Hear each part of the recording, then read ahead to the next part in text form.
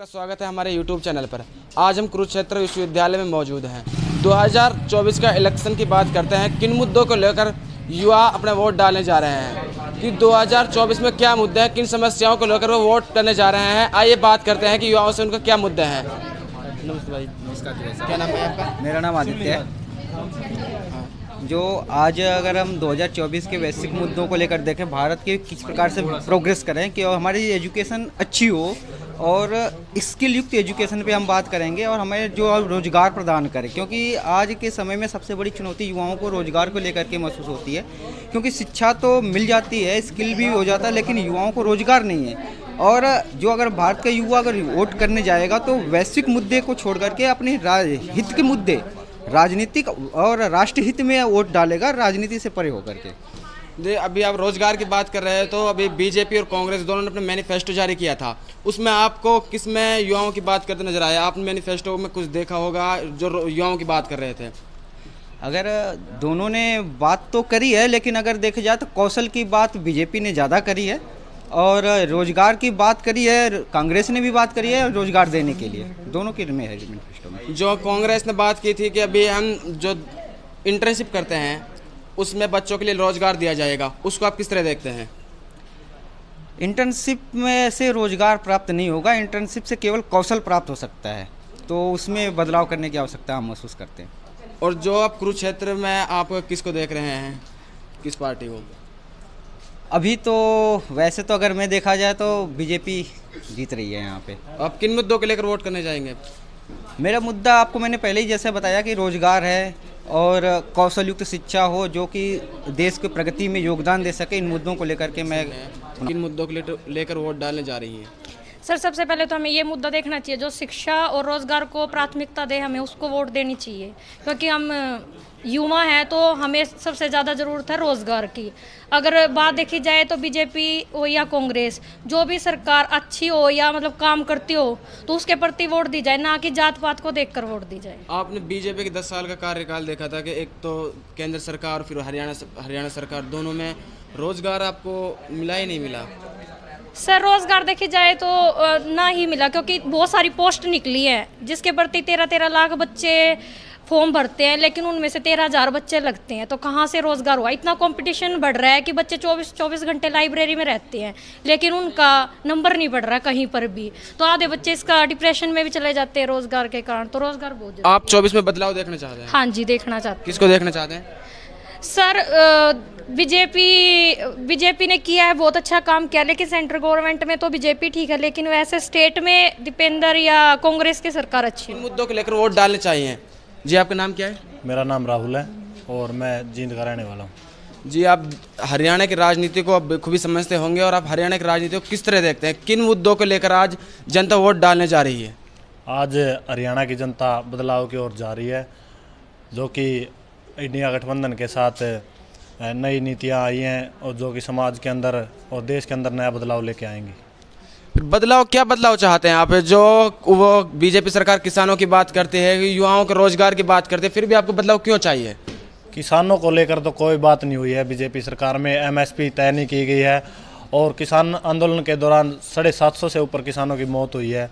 और रोज़गार के अवसर को लेकर हरियाणा के अंदर एक 5 साल के दौरान एक D ग्रुप की भर्ती हुई है, जिसमें 10,000 कर्मचारियों को लगाने का काम किया इन्होंने, और उसके अंदर भी 18 लाख बच्चों ने पेपर दिया था। इसके हरियाणा के अंदर बेरोजगारी दर पूरे इंडिया के ऊपर सबसे ज़्यादा है आज के समय में। और हरियाणा में तो बदलाव निश्चित है, विधानसभा के अंदर और लोकसभा के अंदर भी निश्चित है। आप बदलाव चाहते हैं? हाँ, बदलाव की। हरियाणा के साथ साथ जो केंद्र की राजनीति है उसको किस तरह देखते हैं आप? केंद्र की राजनीति में कुछ हद तक कार्य ठीक किए हैं, जैसे सबसे अहम कार्य मैं केंद्र की सरकार का 370 मानता हूँ, और तो इन्होंने कोई अच्छा कार्य नहीं किया। राम मंदिर के मुद्दे पर भी इन्होंने राजनीति की हुई है। आप बीजेपी को देखना चाहते हैं, इंडिया अलायंस को देखना चाहते हैं? इंडिया अलायंस को। ठीक है। नाम क्या है आपका? राहुल। क्या नाम है आपका? मेरा नाम ऋषभ है और मैं सोशल वर्क डिपार्टमेंट से कुरुक्षेत्र यूनिवर्सिटी से। तो मुद्दे हमारे मेन रोजगार के लिए ही रहेंगे। हरियाणा में देखा जाए मुद्दा, हमें कैंडिडेट देख के वोट देने चाहिए। हरियाणा में मुद्दा इस टाइम रोज़गार का ही है, क्योंकि रोज़गार दर यहाँ पे बहुत ज़्यादा गिर चुकी है।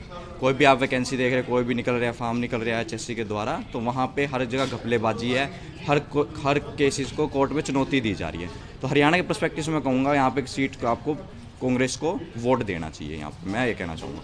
पर अब राष्ट्रीय हित के लिए थोड़ा बहुत देख रहे हैं, आप किसी भी मुद्दे को देख रहे हैं, क्योंकि हमारी पॉलिटिक्स इस टाइम पे ब्लैक और ग्रे के बीच में है। कोई भी यहाँ पे नेता सही नहीं है। आप चाहे राहुल गांधी कांग्रेस को लेके चलें या आप लेके चलें मोदी सरकार को। हमने पहले भी 2014 से पहले कांग्रेस की सरकार को देखा है, उस टाइम में भी आप देखो कम्युनल राइट्स और बहुत सारे मुद्दे रहे हैं, और आज के टाइम में देखेंगे कम्युनल राइट्स के मुद्दे थोड़े दब गए हैं। ये आप देखेंगे, आप आने वाले समय में भी चेंज देख रहे हैं कि मुजफ्फरनगर के कांड आपने देखे थे, ये सब कुछ, और आने बीजेपी की सरकार के बाद ये मुद्दे दब गए हैं थोड़े बहुत। हिंदू को थोड़ी बहुत आप बोल सकते हैं कि ज़्यादा उसमें मिली है, लिबर्टी मिली है, और मुसलमान को थोड़ी कम हो गया। और कांग्रेस आए पीछे मुसलमान को थोड़ी ज़्यादा मिल जाएगी और हिंदुओं को कम मिल जाएगी। पर हमारा एक देखते हैं सोशल मीडिया पे एक माइंडसेट शुरू कर दिया गया कि दोनों रिलीजन के बीच में डिफरेंसेस आ गए हैं। अभी आप रीजन की बात कर रहे थे, डिफरेंस आ गया। जब मोदी सरकार तो बोलती है कि हम सबके साथ सबके विकास करेंगे, फिर डिफरेंस क्यों आया था ये? डिफरेंस उनकी खुद की आइडियोलॉजी जो है, उनकी खुद की आइडियोलॉजी हिंदुत्व को ही लेके चल के है, क्योंकि उनके नेता भी आप देखोगे बहुत सारे हिंदुत्व से ही RSS से बिलोंग करते हैं, और उनकी आइडियोलॉजी जो भी है हिंदू को ही फोकस करके मेन मानी जाती है। पर उन्होंने मुसलमान के विकास के लिए बहुत चीज़ करी है। हम किसी पर सरकार के लिए ये नहीं जानते कि उन्होंने बुरा किया, एक सिर्फ बाइज नहीं है। हम दोनों सरकार का देखते हैं और करते हैं। पर हमें जैसे मेरा वाले वोट था कि कांग्रेस को हम चलो चुन सकते हैं, पर उनका मैनिफेस्टो को देख के मेरे को थोड़ा हैरानी हुई। वो बिल्कुल अपोजिट टू बीजेपी चले गए। वो बोल रहे 370 को हम वापस लेके आएंगे, एज अ स्टेटहुड दोबारा से लेके आएंगे, और उन्होंने बात करी कि SC/ST कोटे को हम 50% से भी ज़्यादा बढ़ा देंगे। तो ये आप 370 की बात कर रहे हैं, 370 तो भी हटा ही नहीं है ना। हाँ, 370 पूरी तरह से हटा नहीं है, पर हम वहाँ पे देख रहे हैं अब शांति व्यवस्था बन चुकी है। पहले जिसकी पत्थरबाजी की खबरें आती थी, वैसी खबरें आना बंद हो गई हैं अब बहुत सारी। अब हम मीडिया का मैनिपुलेशन आप बोलेंगे, पर हम भी कश्मीर जाके, मैं खुद आया हूँ, और मैं इससे पहले भी जब 370 नेटिव, उससे पहले भी कश्मीर जाके आया हूँ, और मुद्दे बहुत सी चेंज हो गए हैं वहाँ पे। हाँ, आप बोल सकते हैं इंफ्रास्ट्रक्चर अब बिल्ड नहीं हुआ है अभी तक, सिम की आपको लेनी पड़ती है, ये सब मुद्दे हैं। पर मैं देखो शांति की वहाँ पे अब हो चुकी है। मैं खुद विजिट कर चुका हूँ कश्मीर को अभी तक। फिर जो आप कांग्रेस और बीजेपी के मैनिफेस्टो में क्या डिफरेंस, आपको क्या बेटर लगा दोनों में? मैनिफेस्टो में सबसे बड़ा डिफरेंस मेरी तो यही थी कि हम युवा हैं, हमें एम्प्लॉयमेंट चाहिए, और कांग्रेस ने अपने मैनिफेस्टो में कहा था कि हम 50% से ज़्यादा उसको बढ़ा देंगे रिजर्वेशन को। तो और बोल दिया कि EWS में जो जनरल सेक्शन आता था उसको भी हम अब ऑल सेक्शन में डिवाइड कर देंगे। तो ये तो बात वही होगी कि जनरल कैंडिडेट तो अब कहीं पर रोजगार लेने के लायक ही नहीं रहा है। बीजेपी ने अपने मैनिफेस्टो में युवाओं के लिए क्या डाला है? क्या देखो, युवाओं के लिए तो उनका रहता है, जब जो जुमलेबाजी तो उन्होंने भी करी, 2 करोड़ वैकेंसी की उन्होंने भी बोल दी, और 2 करोड़ वैकेंसी उन्होंने निकाल ली नहीं और ना दी है हमें। देखो, मैं वही बोल रहा हूँ, 22 नहीं होगी सरकार को, पर हमारे बीच में ऑप्शंस नहीं है अब सरकार के लिए कुछ भी। मोदी या राहुल गांधी के बीच में यही चुनना है, तो हमारी राजनीति अब उसी पड़ाव पे है। राजनीति को बोलते हैं खतरा है हमारी राजनीति को, कि हमारे पास सही नेता इस टाइम पे मौजूद नहीं है। कुरुक्षेत्र की राजनीति को आप कैसे देखते हैं? कौन जीत रहा है? कुरुक्षेत्र से तो हम बिलोंग नहीं करते, हम जींद से बिलोंग करते हैं, पर एज ए राजनीति में आप देख रहे हो कि यहाँ पे आप देख सकते हो कि जिंदल परिवार का ही ज़्यादा मुझे यहाँ पे लग रहा है, तो नवीन जिंदल को ही यहाँ पे जीता जा सकता है। बीजेपी के 10 साल के कार्यकाल को आप किस तरह देखते हैं? क्या उस 10 साल के कार्यकाल से बीजेपी अपने मुद्दों को लेकर वोट मांग रही है या मुद्दों से हट के वोट मांग रही है? देखो, बीजेपी ने जो अपने मैनिफेस्टो में लिखा थी चीज़ें, कई बहुत सारी चीज़ें करी हैं उसको हल। जैसे राम मंदिर का हमारा मुद्दा था, उसको भी हल किया। 370 हटाने का था, वो भी किया है उन्होंने हल। हाँ, पर कई मुद्दे जैसे अब मैं देख रहा हूँ लद्दाख में सोनम वांगचुक हमारे बैठे हुए हैं, वो मुद्दा भी उन्होंने बोला था, पर उसको हल नहीं किया है। तो बहुत सारी चीज़ें उन्होंने करी है और बहुत सारी चीज़ें नहीं करी है। अब इस पर कुछ कह नहीं सकते, पर मैनिफेस्टो की बहुत चीज़ें उन्होंने, अब देखो आप कहीं पे भी देखोगे उन्होंने पूरी करी है, तो उसके बेसिस पे ही वो वोट मांग रहे हैं। पर देखो, अब वही बात है, हमारी राजनीति रिलीजन बेसिस, कास्ट बेसिस पे ही चलती है, तो उस वो मुद्दे मेन ही रहते हैं। आपका नाम क्या है? मेरा ऋषि।